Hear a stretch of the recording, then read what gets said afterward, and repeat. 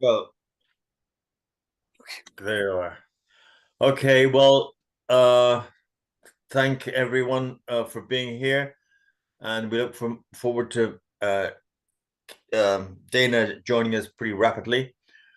And we're now in the third lesson of our book study, and we're in chapter 2, which is Genesis, in the second part of the study of Genesis. And this is where it kind of begins to get good. In as much as beforehand, I was asking you to do some kind of heavy lifting intellectually and mentally to try and reconfigure your approach to the first books of the Bible, which are normally called the Torah in the Jewish tradition, for sure. So that's Genesis, Exodus, Numbers, Leviticus, Deuteronomy. And they're always regarded as the foundational books of the Bible, the kind of core of the Bible, the Torah, the teaching, the law.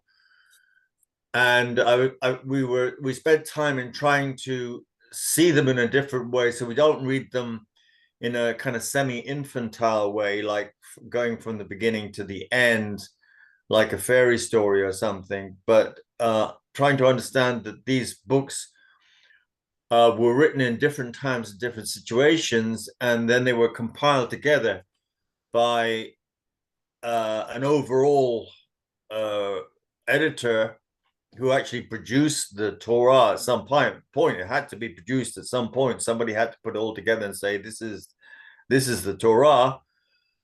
But then the individual books as well, especially Genesis, went through their own story of composition. And we tried to argue that the events of Exodus, being set free from slavery and oppression in Egypt, are the foundational events of the chosen people. And that the stories that then get added in Genesis prior to Exodus are maybe some elements of them are ancient stories, but the overall composition and the point of view of the composition come from after the events of the Exodus, after those foundational events of the Exodus, which began a relationship between God and his people. God who says, I am who I am. Basically, I will always be there with you, and I'll always be there for you. And I have chosen you as a people out of all the peoples. I have this special relationship with you. So if you think about that when you begin a relationship with somebody, you begin a relationship. I mean, it has to start at some point. Your relationship has to start at some point, and normally in human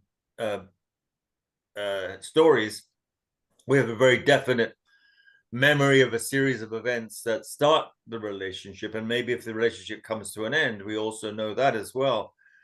And so it's the same with the chosen people. Their relationship had to begin at some point. What comes before that in Genesis, we've argued, is a reflection and a preface to the story of the beginning of the relationship in Exodus. And it's a preface that's drawing out some of its deeper implications. And specifically in terms of violence. And if you see the context, and I mean, I'm just running over stuff here, but if you see the context of the creation of the Torah, so those first 5 books of the Bible that we've talked about, and then being put together, being sewn together, like someone making a garment, you have to sew the sleeves and the front and the back of the shirt, whatever it is, they all get sewn together. If we see that as the context in which we're talking then the possibility of having a reflective comment or I won't say critical, but trying to get you to see things from a different point of view kind of thing in Genesis after Deuteronomy would be a natural thing, because Deuteronomy tells us in the chapters towards the end that all these curses come down on Israel because they disobeyed the Lord and they didn't keep the covenant. And the worst curse of all was that they were carried off into exile and their temple was destroyed and their king was the line of kings was ended. So they were kind of basically brought to an end as a people. And if you think about it, like the worst has happened and someone's left you, shall we say, your partner's left you. But then the story goes on. You see, that's the thing with Israel. The story, even though the worst thing happens, somehow or other the story goes on. So it's not unnatural that they should create this preface, which we're calling Genesis, which begins to see things from a different point of view. So it's not like you do this and I, God, will do that. You do good, I'll bless you. You do bad, I will curse you. Genesis is not like that. And we're going to look directly now, beginning with Abraham, at how that is so. And so when we begin to see this pattern in Genesis, which is actually very much more really like grace rather than what you might call works, like if you do this, I'll do that. That you might call that a kind of works program that you're getting in Deuteronomy, whereas Genesis is very much about grace. We could use that word. It makes sense that that's put in there in order to balance out and to give us an alternative perspective to that very, very strict and very punitive vision of Deuteronomy. So, but let's begin, and we're going to look at three instances of this, and they're all they kind of build up, and it makes a very beautiful picture at the end. Genesis creates a really, really beautiful picture of the relationship between God and human beings. So we begin with Abraham, and oh, I don't have my book with me, but we're beginning on page. I have to get my book. I just have to stand up, but we're going to begin on page 33 at the top there with the promise to Abraham. So if someone could get that and read it. You want me to start now? Yes, please. Yeah, go ahead. Let us look at some of the crucial material illustrating these claims. As already stated, God, Yahweh, calls Abraham for the sake of a new future in order to make him a blessing for all peoples. He says, I will make you a great nation. I will bless you and make your name great so that you will be a blessing. I will bless those who bless you, and the one who curses you I will curse. And in you all the families of the earth shall be blessed. In Genesis 12, 2-3. Okay, right. Now, what does that promise on God's part sound like? That you are my chosen one. Right? Is there anything in relationship with Abraham and his people that is negative? Not with Abraham. He's Not with Abraham. Yeah. Yeah, exactly right. This is an unconditional and unilateral blessing on God's part. It doesn't say, if you're good, I will be good to you. And if you're bad, I will be bad to you. It doesn't say that. It said, I will be bad to people who are bad to you. In other words, I will protect you. I mean, there's that element in it, but that's kind of like an old-fashioned way of saying I'm going to look after you, and most people want that. They would have their Lord at their back, kind of thing. But the important thing is that this blessing is for Abraham and it's unconditional, and is also for everybody else. It's kind of amazing. Go ahead. Well, to me, it's kind of like Jesus's blessing for us, because even though I've been through tough times, I always still felt that Jesus blessed me with strength for getting through whatever situation that's happening for me. So that's the same thing. Right. So Jesus' blessing to you is unconditional. Right.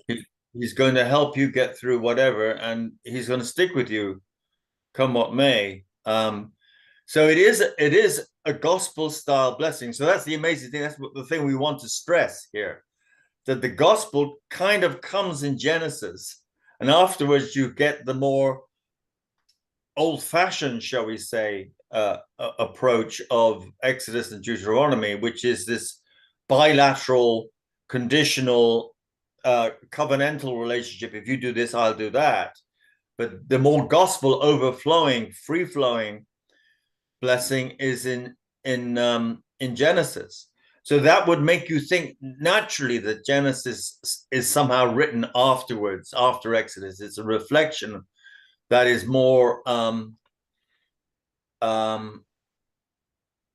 it has a deeper understanding of relationship with God than simply the contractual one. And that would seem to come, that would be a developmental thing. That would seem to come not at the beginning, but it would come afterwards, those who'd entered more deeply into the thought of this. So that's another reason why we should see Exodus as a later written preface to those works. So anyway, this blessing is given to Abraham, and then if we turn over the page, on page 34, we got this great little conversation that God has with God's self, because he's going on to visit Sodom and Gomorrah, the cities which have a very evil reputation. And as the story develops, that reputation will be justified by the way they treat Lot's visitors, the angels who come to visit Lot, the way they're treated by the townspeople. But before that happens, God has this little conversation with God's self. So it's pretty amazing. The story brings you inside the mind of God, so to speak. And this is what God says. So if someone would like to read that first indented paragraph there, taken from Genesis chapter 18. I will, Tony. Thank you. Shall I hide from Abraham what I am about to do, seeing that Abraham will become a great and mighty nation, and all the nations of the earth shall be blessed in him? No, for I have chosen him, that he may charge his children and his household after him to keep the way of the Lord by doing righteousness and justice. All right. So what is God doing there? In the story. What's up with God at this point? He's contemplating. He's contemplating, right? What is he asking himself and thinking about? Yeah, whether he should do this, to bring. And why? Why is he asking that?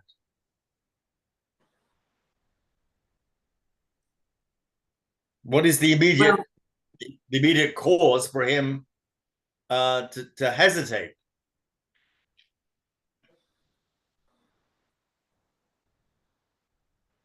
I mean, who's he worried about?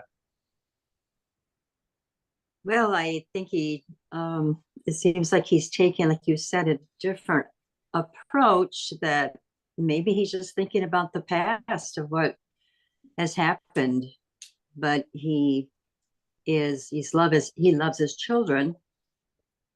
And he thinks he should tell Abraham about this. He should bring Abraham into the deal. You see, I mean, this is God thinking, oh, I can't just wander off willy-nilly and destroy this city. I have to bring Abraham into the story.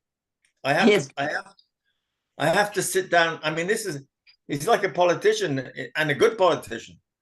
You know, rather than going off to destroy your enemy, I mean, let me sit down with my counselors, my most trusted people, and ask them what they think. You know, so now God is saying, I can't just go ahead and do stuff. So now he's I have to. creating, oh, sorry. No, go ahead. Go ahead. Go ahead. So now it's like God wanting to deepen his relationship. So it's like a give and take kind of a thing. Right. Right. To It's the have reciprocal. Abraham more involved. Right. And Abraham has a say, you see. I mean, Abraham begins to have a say in what God is doing.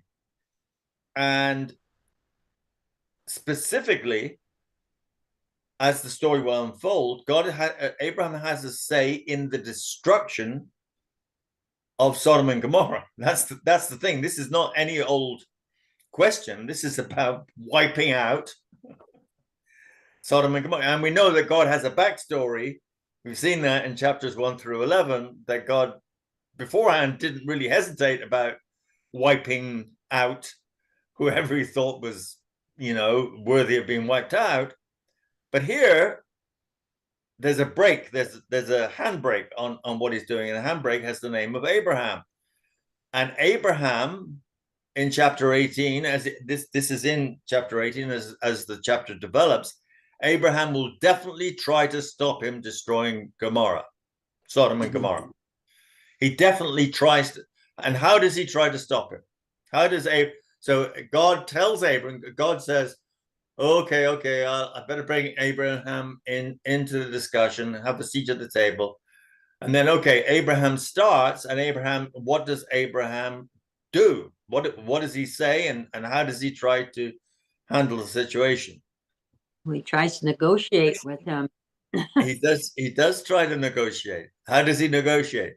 He just wants to save as many as he can save, and he just begins, saying if there is a certain number of people that are not simple, will they be saved? And he just moves down the line. That's right.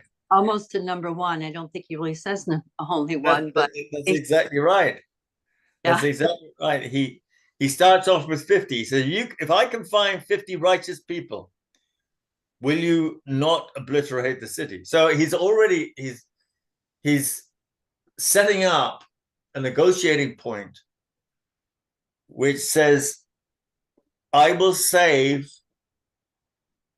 the sinful majority for the sake of a righteous minority. That's his negotiating position. And God agrees with it, at least at the number 50. And then Abraham keeps going forward. Hi, Dana, are you there?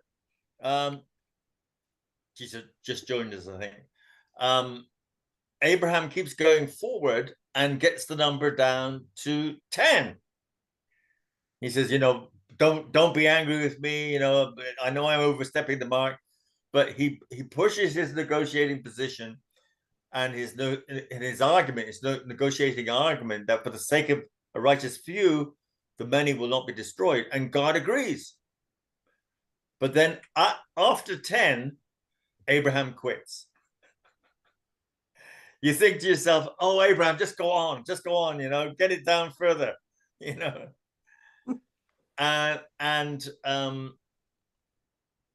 he doesn't. Maybe he thinks that, with Lot's family, there will be 10 righteous people, but that's as far as it gets.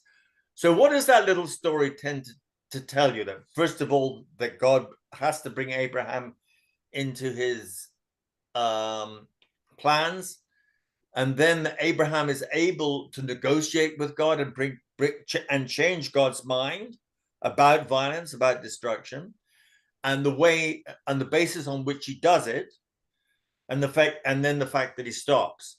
What does all that suggest to you? That whole little story. that God hears our pleas, and that God will listen to us and actually give us I can't think of the word right now, but he'll honor our plea. Right. He will honor our plea. And so there's that. And it looks like, I mean, the position of Abraham now Right. is very high in the relationship with God, Right. to like the best friend, mentor, conversing. I'm valuable, my opinions are valuable. Just this whole relationship Right. shows the whole relationship very strong. God loves Abraham, sounds like, and And cares about, yeah. and he honors his argument. He Yeah. actually says, for the sake of 50, 40, 30, 10 righteous people, Abraham beats it down. He says, okay, yes, for the sake of those few, I will not destroy Sodom. So we have this, not only is Abraham God's friend, not only does God honor Abraham's friendship and his appeal, God recognizes the argument. And the argument is, sorry, go ahead, Maggie. So that actually means that God values, right, our opinion. Right. You know, Absolutely. Absolutely. And he values the presence of the righteous, and I use that word in a very kind of, say, original, those who try to walk the way of God, which is, I think, is a way of nonviolence, but that for the sake of those people, God will not destroy the earth. Now, I don't think God is ever in the business of destroying the earth, but the stories that we've had so far, as we say, from the childhood of humanity, do have God destroying the earth. So we have another story that's beginning to change the inner character and identity of God. God just doesn't wander off and do stuff, the drop of a hat like we get in Genesis. He has, and somebody else is in a relationship. He stops, he pauses. He tells Abraham what he's going to do. So God becomes this relational being, and God becomes attentive to the argument of the presence of the righteous in the earth. Now, if Abraham had the courage, and I don't fault him for this, because I mean he's up against the whole tradition of humanity, which wants to see the bad guys wiped out. I mean, like, that's basically what Abraham's not really arguing against God. I think the story is arguing against the human prejudice of and preference for wiping out the bad guys. Like, let's just get rid of them, and all of them. We don't. So that's what the story is actually it's arguing with us rather than with God. You see what I mean? Coming after the first chapters of Genesis, the story is arguing with us, and coming after Exodus as well, as like we're saying, the killing of the firstborn and the wiping out of Pharaoh's army, the enemy Egyptians. The story is arguing with the way we see things and see God as a result. So God begins to change within the story for our sakes, so that the story begins to modify and modulate the way in which we understand God.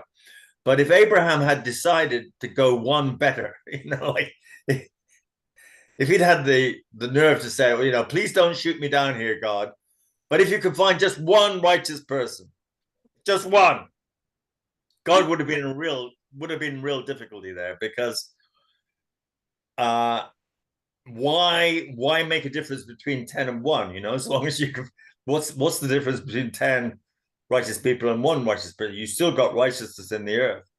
But it doesn't go that far because the story is leading us. I think that's the reason why the story stops at 10, because the story is leading us to think about the one righteous person who will change things.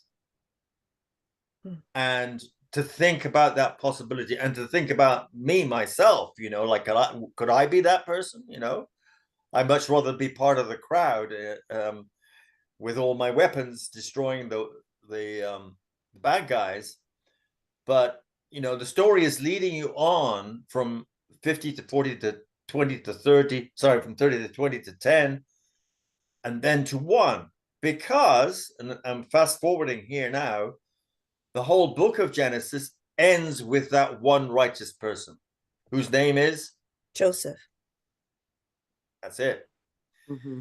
See, the way the story is composed, look, I mean, it's not by accident that it's there. This is a skilled writer and author, compiler, is bending our minds towards the possibility of one righteous person making a decisive intervention. And of course, from a Christian point of view, that looks forward to Jesus. Obviously it does, from a Christian perspective. But this is not a Christian, necessarily Christian. This is Jewish. It comes in the Jewish Bible. It's part of the Torah. So one righteous person saving the earth is already in the Torah. It's already the teaching. It's the teaching of the Torah. So that's a wonderful thing that we get there with Abraham. Dana, are you there? Are you on screen, or can Tony? you hear us? Oh, hi Can you- there. Yep. Oh, you just muted yourself again, Dana. A little bit. Yeah, I'm a little bit things going on in the house, so I didn't want to ruin Okay, the. all right. I So didn't long want as to you're ruin. there, the I'm glad to know you're there. I'm hearing you, and I'm loving it, and I got on late, and I apologize, but continue. It's all right. It's all right. No, it's okay. Just want to know you're hearing us. That's great. Okay, yes, I am. So we're going to move on now to our second example, and this is beautiful here. This is the example of Jacob and Esau. So these are the stories known as the patriarchs, right? Mm-hmm. Abraham, Isaac, Jacob, and Joseph. These are the patriarchs. Of course, that's not a very fashionable term. To live in a patriarchal society is not something that we think is good.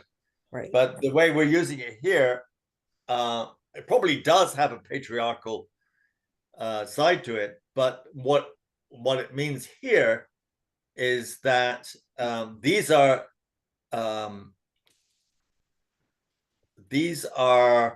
exceptional individuals who've had an exceptional relationship with Yahweh. Now, they all happen to be men, and that is patriarchal because Sarah is in there somewhere in the mix, and so is Rachel and Rebecca, but they have a secondary role. But we kind of got to overlook that and look to the development of the relationship. That's what's important. What's at the core of this developing relationship.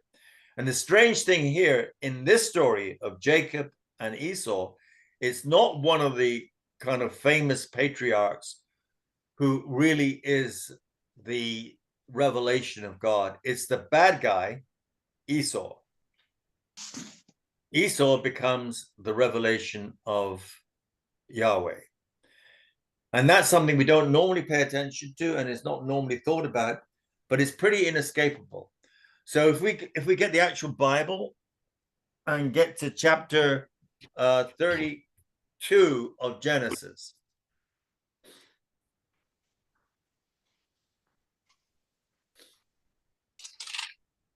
So this is the story of Jacob, and you're familiar with this, that Jacob, by trickery and deceit, stole his brother's birthright and blessing. He stole his brother's birthright as the firstborn, and he stole the blessing by dressing up in skins so that his father Isaac would think he was Jacob because he was Esau, because Esau was a hairy guy. And when he touched him, he said, "Oh yeah," he actually touched his skins, the sheepskin. He thought, "Oh yeah, that's my son Esau, because he is a hairy guy." But it was deceit, it was trickery on the part of Jacob, along with his mother. His mother actually participated in that as well. So they stole the birthright and the blessing. Then, of course, at that point, when Esau finds out about it, understands what's happened, he's exceedingly angry, because even the birthright, you could probably give up what you think are your rights as the firstborn, because Esau was a kind of wild man. He at least in the story, and he had a band of soldiers who followed him. He was a powerful warlord in a way. And he says, "I don't need anybody to give me birthrights." But the blessing is something different. When he stole the blessing, that could not be given back, and it could not be replicated. Blessing is that relationship with your father and with your ancestors. And Jacob stole that from him by deceit. So Esau was naturally very angry and wanted to kill him. So Jacob runs away, and he goes off to his father-in-law Laban, who becomes his father-in-law, and he gets 2 wives. Actually, gets 4 wives from Laban. He gets Leah and Rachel, and their 2 serving maids, and he has children by all of them, who become the 12 tribes of Israel. And he gets flocks and herds. He becomes a wealthy man, and he's returning to his own territory, because after all, that one would assume that's part of the birthright, that he's got to go back to Canaan, which is his territory. But he's naturally fearful that Esau is still going to be angry with him, because there's something he took from Esau which cannot be given back. And so he's very apprehensive. And this is what happens. So we're going to read 32 from 22 until 33 11. It's a long section, but it's good section. So 32:22 to 33:11. If someone would like to pick that up. I will. Thank you. 32:22. Okay. Right. That night, Jacob got up and took his 2 wives, his 2 maidservants, and his 11 sons, and crossed the ford of the Jabbok. After he had sent them across the stream, he sent over all of his possessions. So Jacob was left alone, and a man wrestled with him till daybreak. When the man saw that he could not overpower him, he touched the socket of Jacob's hip, so that his hip was wrenched as he wrestled with the man. Then the man said, "Let me go, for it is daybreak." But Jacob replied, "I will not let you go unless you bless me." The man asked him, "What is your name?" "Jacob," he answered. Then the man said, "Your name will no longer be Jacob, but Israel, because you have struggled with God and with men and have overcome." Jacob said, "Please tell me your name." But he replied, "Why do you ask my name?" And then he blessed him there. So Jacob called the place Peniel, Yes. saying, "It is because I saw God face to face, and yet my life was spared." The sun rose above him as he passed Peniel, and he was limping because of his hip.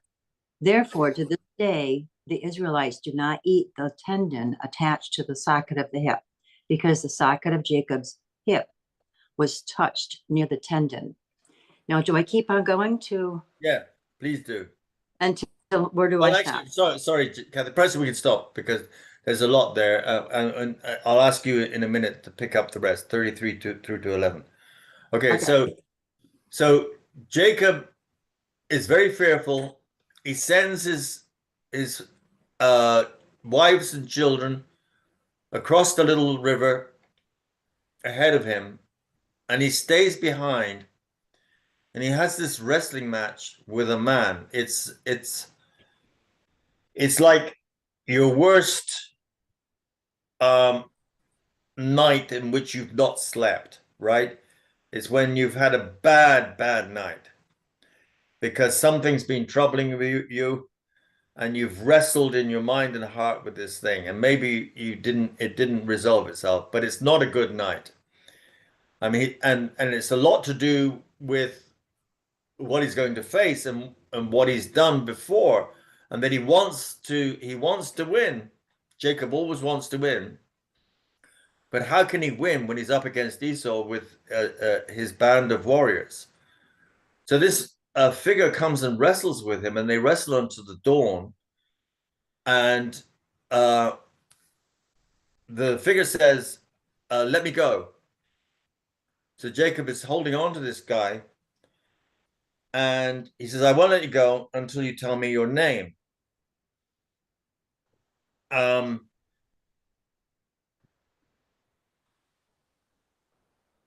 the figure says, well, what is your name? And he said, Jacob. Then the man says, you shall no longer be called Jacob, but Israel, for you have striven with God and with humans and have prevailed.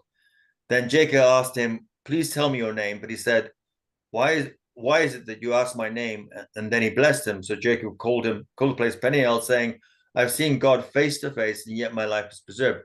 So something about that little dialogue there tells Jacob that the man he's wrestling with is not man, but somehow it's God. And the name that God gives to Jacob is, you have been strong against God and prevailed. In other words, a way of understanding that, or turning it around and looking at it from the other way, is that I, God, have lost to you. You have beaten me, and I have lost. If you are strong against God and prevail, it means that I have lost. So Jacob doesn't quite get it. I mean, he says, well, tell me your name. And then the God releases him, and then Jacob realizes, God releases him and blesses him, and then Jacob realizes somehow or other, yes, I have fought with God, I have seen God, and I have not died. And that means to say that in that incident, God has let go of all his power. You see what I mean? Like in any kind of natural reckoning of the meaning of God, of course, God has all the power. Everything we've seen, God is the creator. God could wipe this guy out. He's, just with not even thinking about it. But no, he allows this God figure allows Jacob to beat him. And what does that sound like? What would be a word that we would use today about that? Forfeit. Forfeit.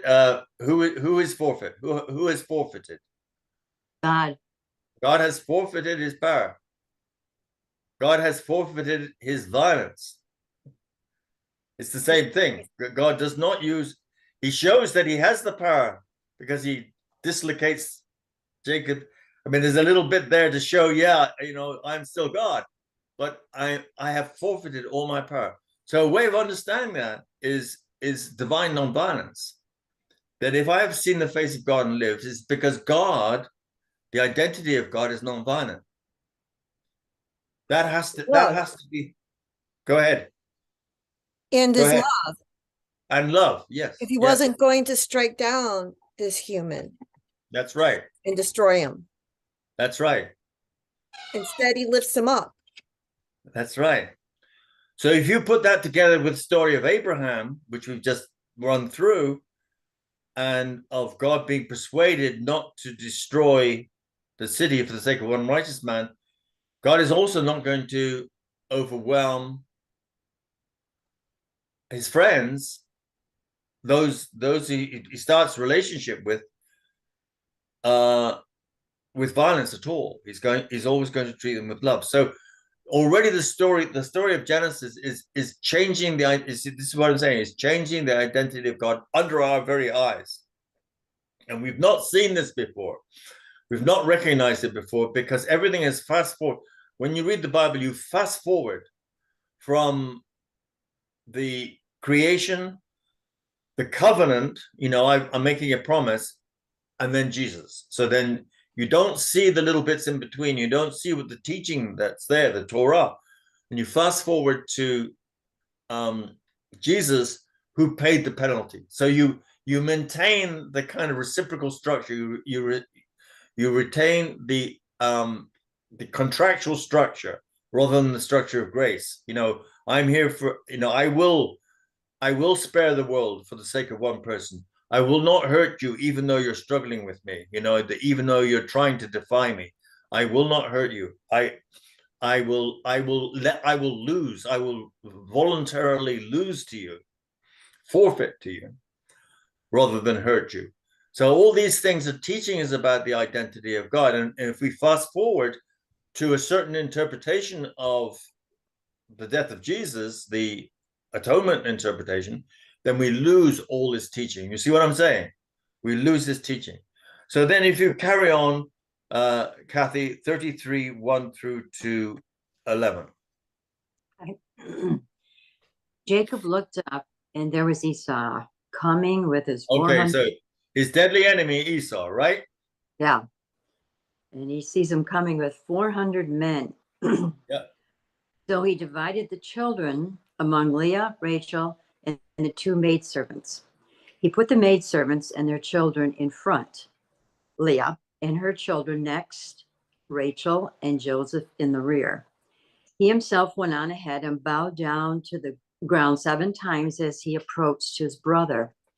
But Esau ran to meet Jacob, embraced him. He threw his arms around his neck and kissed him, and they wept. Then Esau looked up and saw the women and children. Who are these with you? He asked. Jacob answered, they are the children God has graciously given your servant. Then the maidservants and their children approached and bowed down. Next, Leah, her children came and bowed down. Last of all came Joseph and Rachel, and they too bowed down. Esau asked, what do you mean by all these droves I met? To find favor in your eyes, my lord, he said. But Esau said, I already have plenty, my brother. Keep what you have for yourself. No, please, said Jacob. If I have found favor in your eyes, accept this gift from me. For to see your face is like seeing the face of God. Now that you have received me favorably, please accept the present that was brought to you, for God has been gracious to me, and I have all I need. And because Jacob insisted, Esau accepted it. Thank you so much. Mm-hmm. Well, that's a beautiful story. Mhm. The first thing that happens, what is the first thing that happens? Saw him coming at him. He's like, oh my gosh, he's coming after me with 400 men. Right. And then he sets it up where his favorites are in the back. Yes, that's right. And He says, I don't mind if I lose the maidservants and their children. Let him slaughter them. Rachel can perhaps run off, and my favorite wife will be. So Jacob is not behaving totally honorably here, like he never has. Anyhow, what happens then? Then Jacob offers these gifts to his brother. No, Oh no, they that, hug. They hug. Right. Esau comes running out. Esau should come glaring at him with his sword drawn and want to lop off his head right there and then, stab him, slaughter him. But Esau behaves entirely the opposite way, does not behave the way you expect. He runs out, hugs him, kisses him, falls on his neck. This is not the action of an angry, resentful, rival brother. this is the action of something else, Mhm.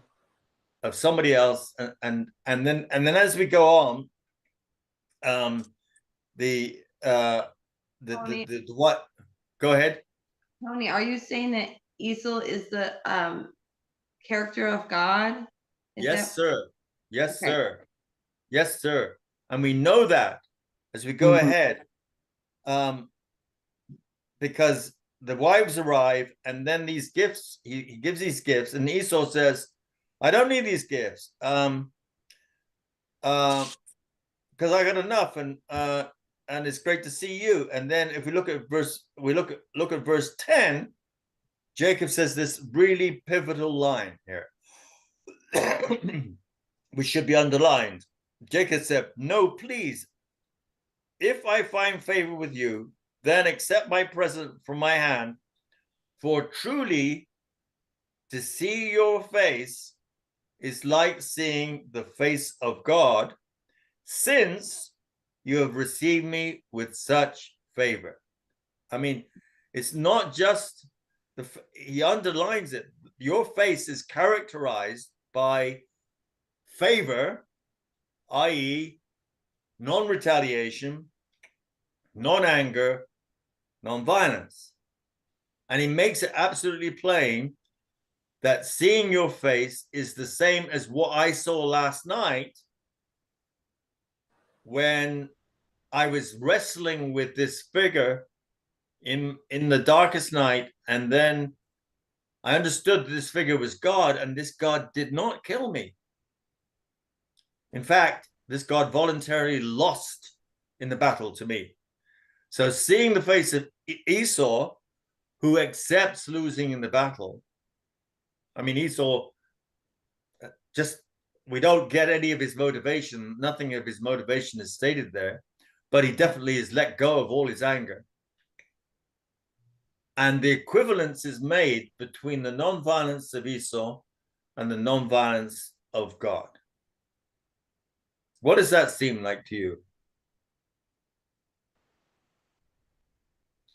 To me, it seems like Jesus too, from the New Testament, and to see Jesus in the face of turmoil, and that it's all about love. Mm-hmm. Right. Yeah, the transformation of human interaction, right, from the nonviolent God, from the gentleness. Right. Exactly right. So where should this come in the teaching? Is this something that is in Genesis, we could forget about it, then move on to Exodus and Deuteronomy? Or should it come as a reflection and a critical reflection on Exodus and Deuteronomy? So it sets up a way of thinking about God and relationship with God, which overcomes the violence of Exodus and Deuteronomy. In other words, should we just disregard it as a kind of a curious and cute story from Genesis, or should we see it as a pivotal teaching of the Torah?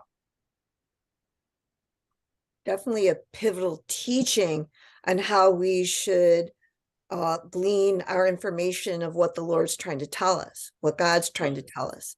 Right. Right. It seems to me so evident that you're right, Maggie, because I do not think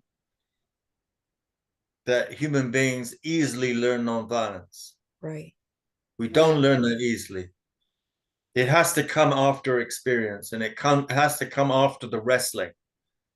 And where has Israel wrestled with God? Where has it gone through a night of serious confusion and darkness, except in the exile? That's their deepest dark night of wrestling. That's so powerful, Tony, because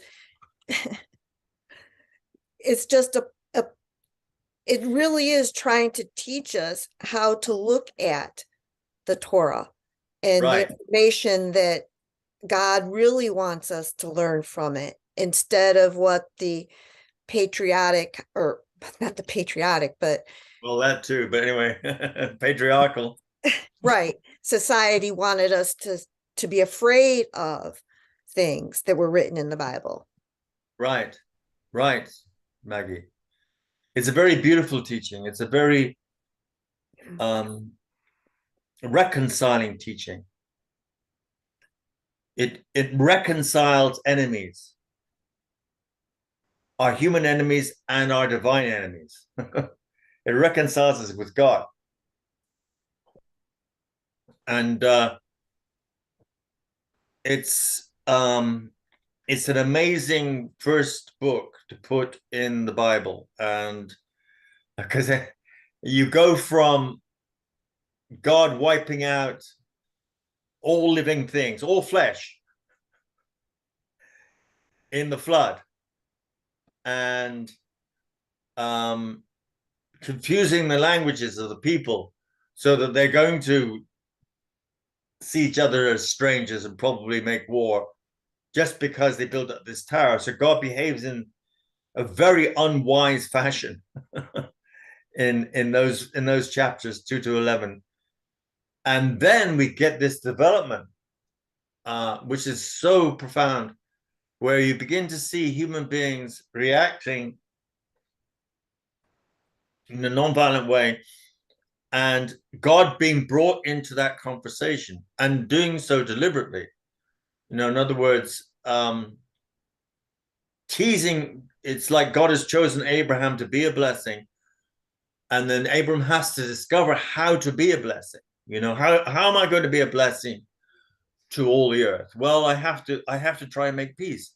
I have to try and stop destruction. And then God says, yes, that's basically what I want you to do. That's what I have to. That's your job. And many Jews understand their existence as that. They do. Not all, but a lot of them do. They understand that's their role. They're chosen by God to bring that blessing, and that blessing is still waiting to be fulfilled, and we're waiting for it. So, as Maggie said, this is powerful teaching, and it really is right out of the get-go. Like just right. Well, not totally right out of the gate, because you have to get through the first 11 chapters first. First you get chapter 1, which is great, and then chapters 2 to 11, which are a little more difficult, and then chapter 12, you get this thing starting, and then you get to the story of Joseph. And isn't it just like any new relationship that you build with people out in the world? You don't start off immediately being major friends. In a way, you have to kind of test the grounds to see if you feel like there's trust. Right. As your relationship deepens, you get to that point where if an accidental mistrust happens within the friendship, it's easier for you to, because now you've built your relationship, you trust and love and forgive them, kind of a thing. So you're saying that God has to go through the same pattern with human beings. Is that what you're saying? In a way, yeah. It started out as where are we going to go with this relationship? Right. God's saying, where am I going to go with these children I created? Right. And now that I feel more love for them, I'm going to build that trust. And then we'll go from there, kind of a thing. And when they begin responding, especially with Abraham, yep, in this alternative way, then God can really go ahead with the relationship and the commitment. Right. So it is this wonderful, it is a kind of romance. The whole Genesis is a romance between God and human beings, Exactly. It gets off to a very bad start. Like some relationships, some relationships start off pretty rocky. That's right. They don't start off as love at first sight and everything is hunky-dory. Exactly. They might start off. They might start off as the opposite of that, and then they begin to grow. New things can begin to happen, and that's what Genesis is about. It's a beautiful romance. Yep. And it's crowned. The story, the book of Genesis is crowned with the story of Joseph. So Joseph comes at the end, and there's many chapters that are devoted to Abraham, the same number, I think maybe, or just one, maybe one more, are devoted to Joseph. So Joseph is equally important in story terms. We don't see Joseph as important in covenantal and kind of like theological terms. Abraham is everything, you know. Abraham's our father in faith. But in story terms, Joseph is just as important as Abraham. So we know the story of Joseph, that of course Joseph is the favorite. Even in that story there that we just read with Jacob, he left, Joseph is mentioned as being left right at the back so that he can be protected, you know. So he's certainly the favorite of Jacob. And what happens with your siblings when one of you is chosen as the favorite? Everybody Rivalry. else. Sorry? Rivalry. Rivalry to the point of hatred. Yeah. Mhm. I mean, there's one thing Gerard says, the closeness or lack of difference is his technical term for it, doesn't lead to peace. It leads to increased rivalry and hatred. So that the closer you are together, the more, and if there is any kind of opposition, the more likely you are to really hate. So when you look around, I mean, it's a matter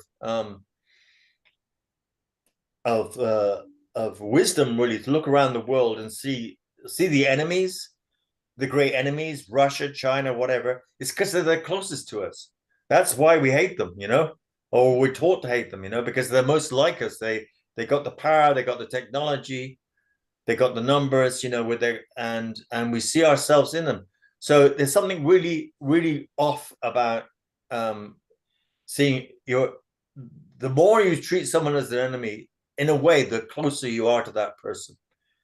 That you can't separate yourself from that person and actually love them, you know, give them space. So there's that happening. So Joseph is hated by his brothers because he's favorite. He's given this special cloak. He doesn't seem to have to do the same work as them. He kind of wanders in when he feels like it. Like he gets up when he feels like it. All the rest of them have to get up early in the morning, look after the animals, actually spend the night out among the sheep. But Joseph just wanders in, and he has these really offensive dreams, like all his brothers are going to bow down. So you know, you better watch out, Joseph. They're gonna their patience is gonna snap at some point. You know, not to put up with it indefinitely. These rough shepherds, you know, and you going out there boasting to them in the middle of nowhere, they're going to drop you in a ditch at least. And that's exactly what happened, as we all know. Mhm. And then Judah intervenes for him and intercedes for him, and he gets sent off into slavery into Egypt.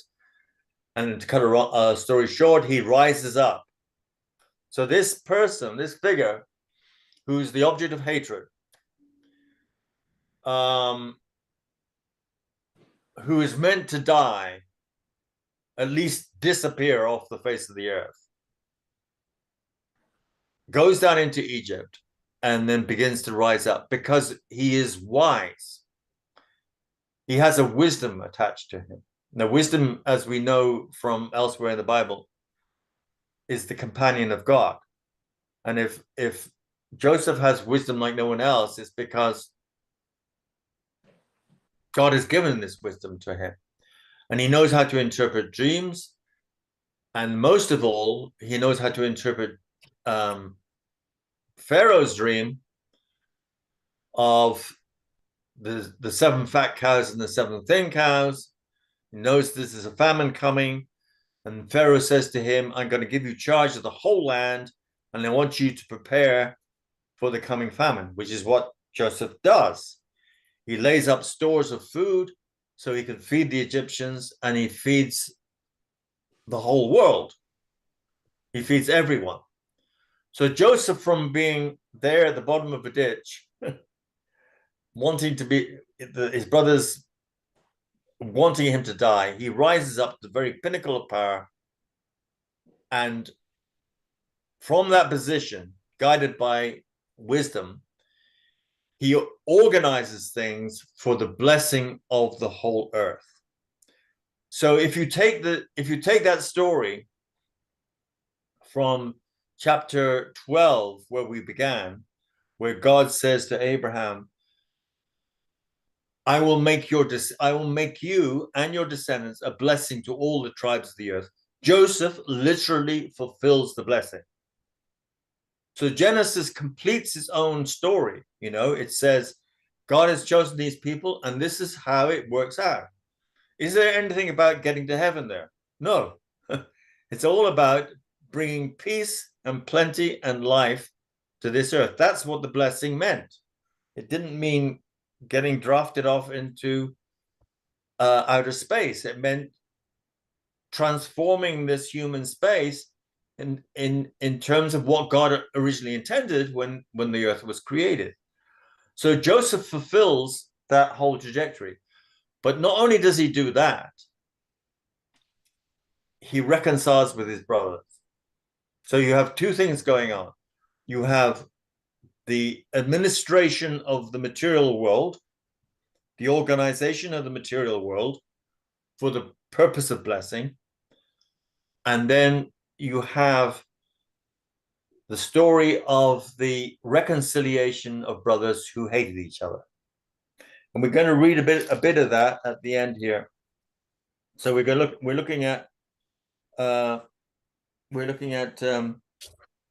Genesis chapter 44. And the whole we'll take it from verse 18, if you would, through to 45.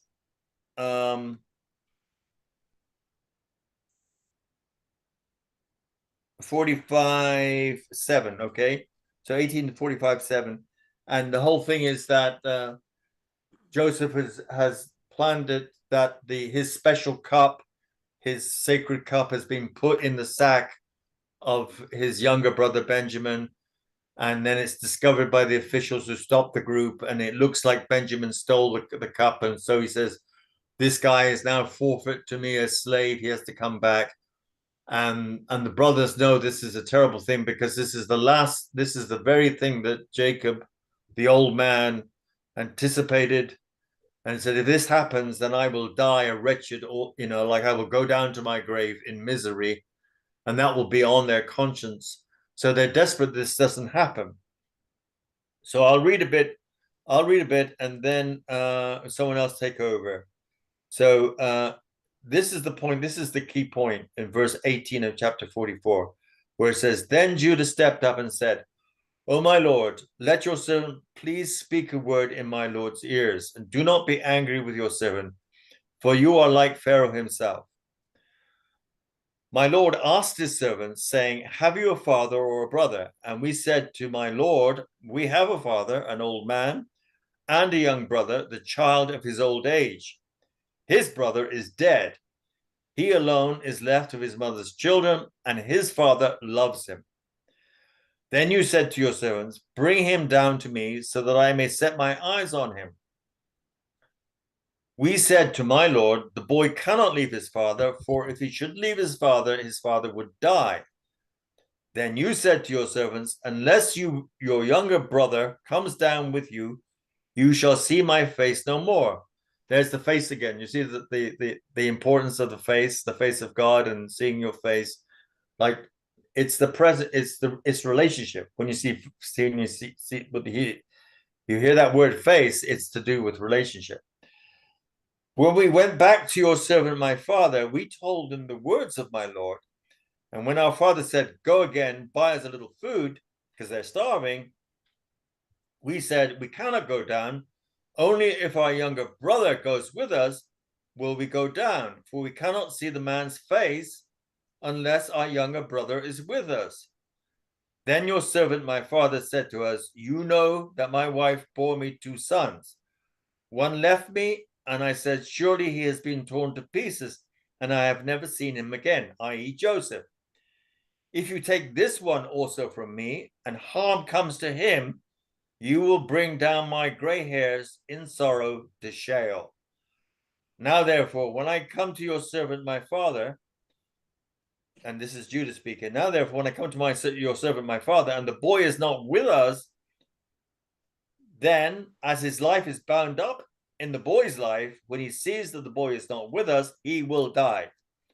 And your servants will bring down the gray hairs of your servant, our father, with sorrow to Sheol. For your servant became surety for the boy to my father, saying, if I do not bring him back to you, then I will bear the blame in the sight of my father all my life. Now, therefore, please let your servant remain as a slave to my lord in place of the boy, and let the boy go back with his brothers.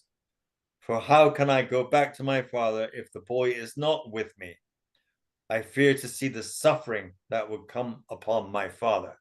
So would someone then read now up to verse 7? I will. Thank you.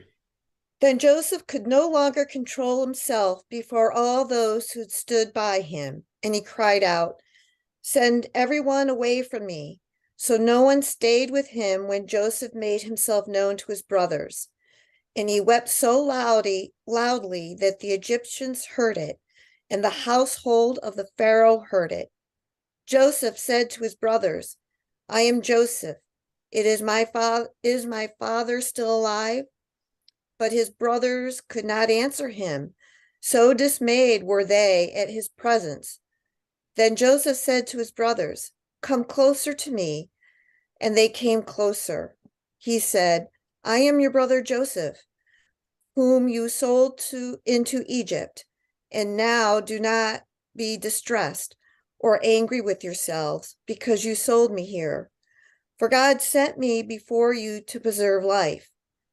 For the famine has been in the land these 2 years, and there are 5 more years in which there will be neither plowing nor harvest. God sent me before you to preserve for you a remnant on earth, and to keep alive for you many survivors. Thank you very much, Becky. Okay. So, I mean, the story goes on, and there's more beautiful expression there of their relationship being restored, at least from Joseph's side. But what do you think about that? What do you think about this story? Now, putting that together with the Abraham story, with the Esau story, with the blessing, what is this story now bringing to us as the conclusion of the whole narrative of Genesis? That God does change your interaction, because now Joseph, the human, is Yep. showing forgiveness, deep forgiveness for his Right. brother. So Right. it's saying that we can be changed because of God, Right. because of the grace and the love of God, that we can change who we are and then and affect others. Right. Right. So the first book of the Torah ends with a story of forgiveness. And the one who forgives is the offended party.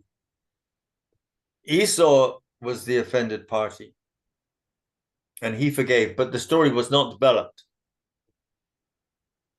We had no dialogue.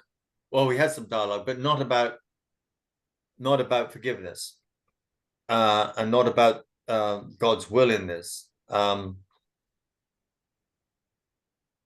Although there was the face of God which had been seen the night before, so it is implied there. But here we have Joseph explicitly bringing a recognition from the brothers that they did this thing, and that if it's repeated with in the story of Benjamin, in the case of Benjamin, then it will destroy their father. They don't want that happening. So Judah, who's the spokesperson at this point, says, take me instead of him. So it's the story of the victim of wrongdoing, of recognition of the perpetrators of wrongdoing,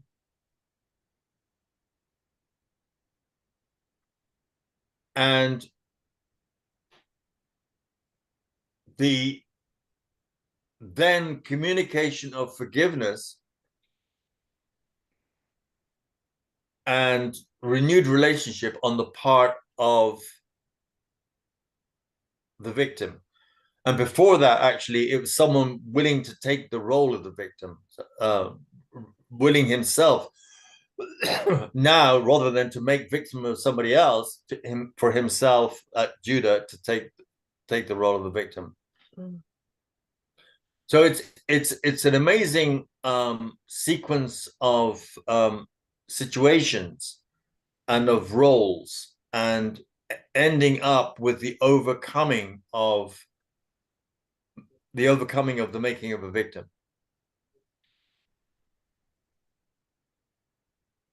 Mm.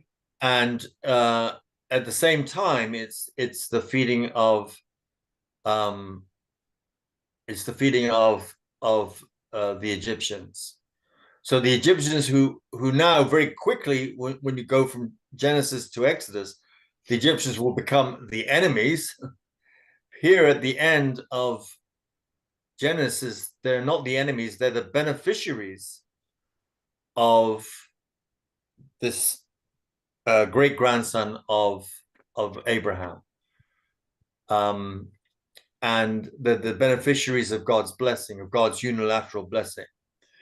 So it seems to me again that it's written there as a way of changing our perspective, of basically turning upside down the perspective of Exodus, and transforming that, and it has to be as I say, a transformative preface written at the beginning of the Torah. So, what then is your reaction to this book of Genesis? Well, my first reaction is kind of making me chuckle, because I was thinking like I was getting so frustrated when I started reading Genesis, and I feel like I do that a lot with people, like the way I am as a like I'm like, oh, what is happening here? What is all this violence? And I'll get kind of worked up. But Tony or mom or somebody last week said, now just stay the course, keep reading it. And so that's just kind of a personal thing, kind of feeling like stay the course with this stuff, take some deep breaths, and know that God's in charge. Because of the whole book, it kind of the story is so exciting as it keeps going. That's right. All these shifts in the way God is interacting, Right. the way the humans are starting to interact. That's exactly right. So yeah, that is a deeply human lesson to learn, Dana, because normally we want to cut to the chase. yeah, We want to say, that's bad, you're done, I'm out of here, right, history, all the rest of it. But to stick with the story is much more difficult. yeah, But that's what Genesis is saying. And Genesis really triumphs over Exodus. I feel that. I mean, Exodus is great, and not putting it down, and the revelation of God as I am who I am is at the source of all this. But in terms of storytelling and changing our perspective, it triumphs over Exodus.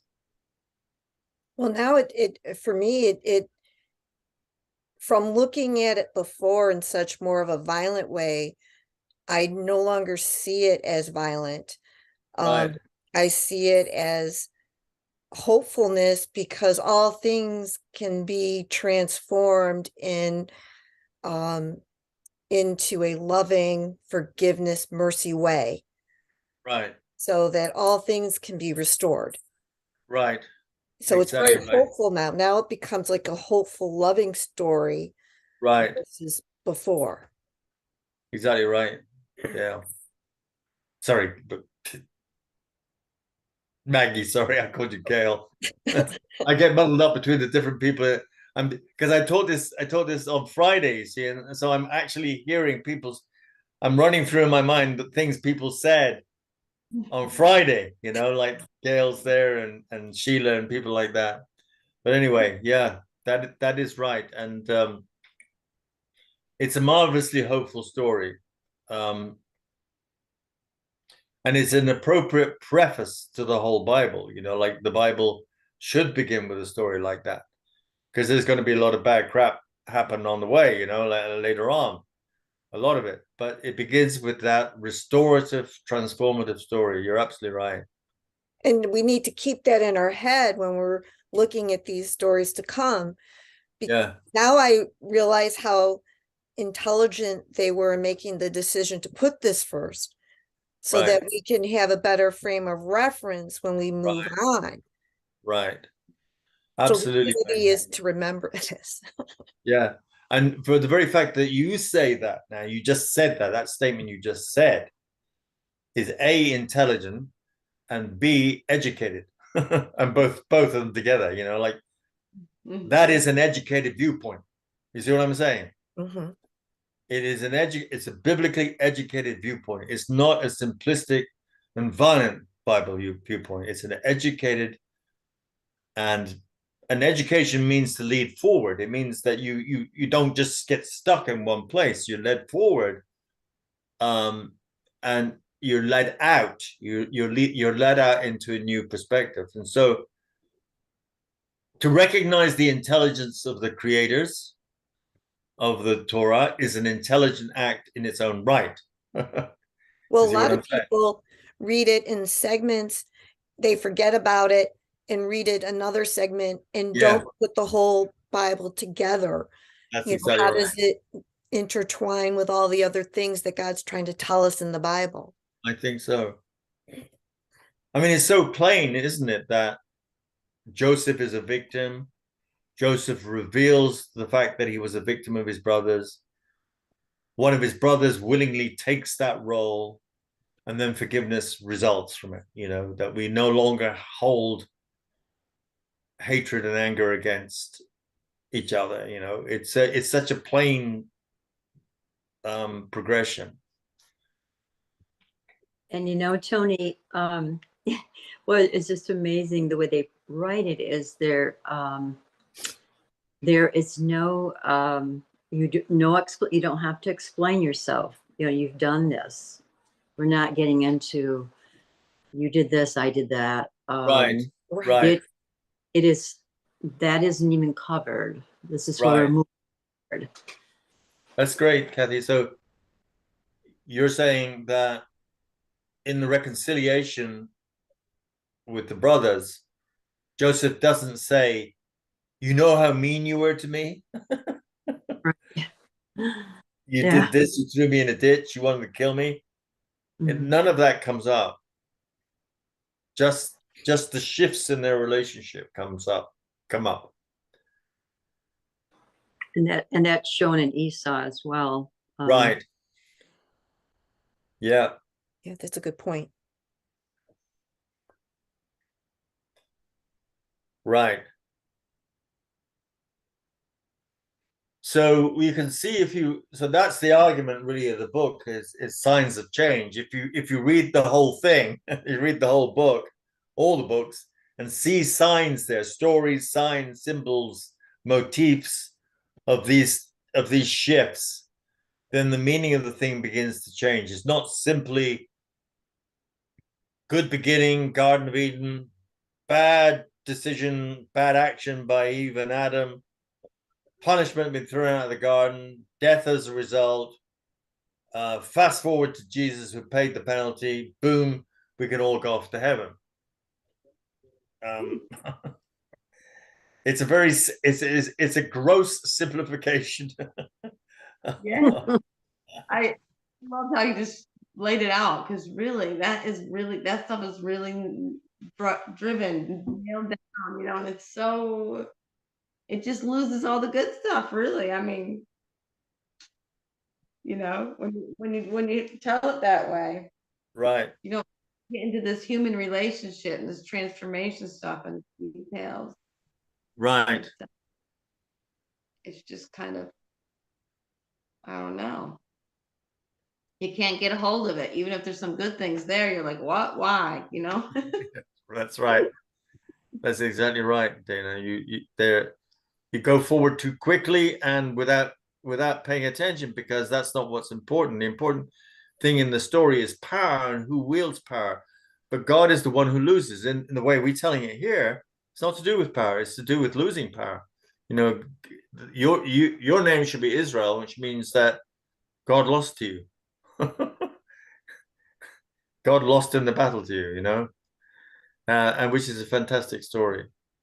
Anyway, it's time to finish now, and blessings on you, and thank you for this session, because if you would send this to Linda now, she does have on her files, this class. So that's great, Maggie. Thank you for that. I will definitely make sure she's always included then. Okay, that'd be great. What is Okay. our next session Oh, yes. for next Yeah, Monday? well, thank you for asking it, and I have not checked it out. Oh my goodness. It's Oops, Job. I'm so sorry. No.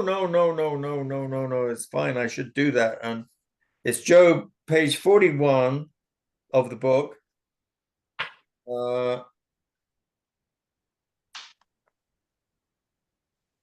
41 to 51. Okay.